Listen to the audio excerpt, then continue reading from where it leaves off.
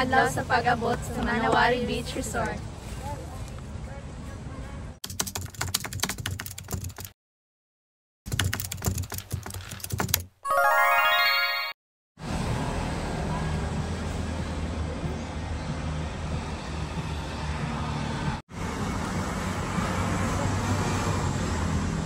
Hello mga kapakals! Good day Davao! Isang napakalaking pribilehiyo nga nasaksihan namin ang kakabukas lang na bagong resort dito sa Samal, ang Manawari Resort. Kapag may mga ganito nga kaming mga celebration na naatenan, tutuwa ang aming mga puso dahil may bago na namang negosyante na nagve-venture to another kind of business. Kung babalikan natin, simula nung nag-pandemic ay talagang bumagsak yung mga negosyo. Pero ngayon, unti-unti mo nang makikita marami ng negosyo ang nagbubukas ulit at nadadagdagan pa ng mga bago. At ang pinaka-exciting part, kapag maraming bukas na negosyo, marami ding trabaho. At dahil dyan, for today's video mga kapakals, ay ipapakita ko sa inyo ang kakabukas lang na Manawari Resort. Napakalapit lang nito sa barge station. From barge station, ikuka pa kaliwa at diretso ka sa may rotonda. Malapit lang dyan ang Manawari Resort. Sa loob nga nitong Manawari Resort ay makikita mo ang Cafe Elroy. Nung pumunta nga kami ay na-experience namin na hindi masyadong crowded yung place. Kahit saan talaga kapag may dagat ay nare-relax ako.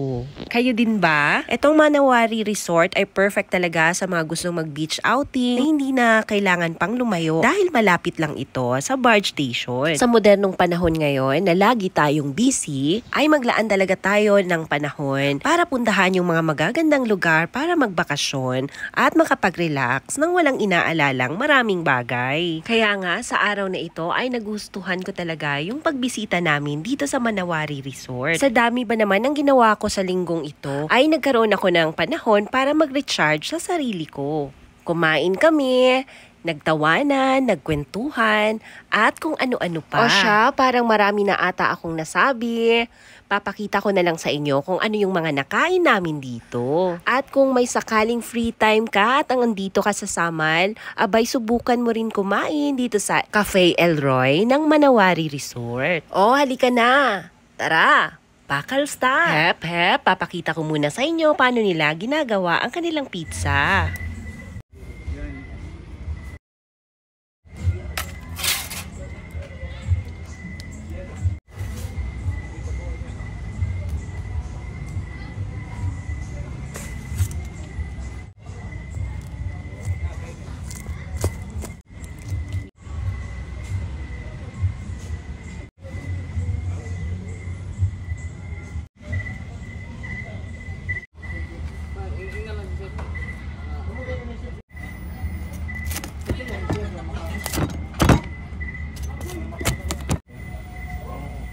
O diba, nag-enjoy din kayo sa proseso ng paggawa ng kanilang pizza. Para sa akin, masarap ha. Kaya subukan nyo talaga ang kanilang pizza dito sa Cafe Elroy.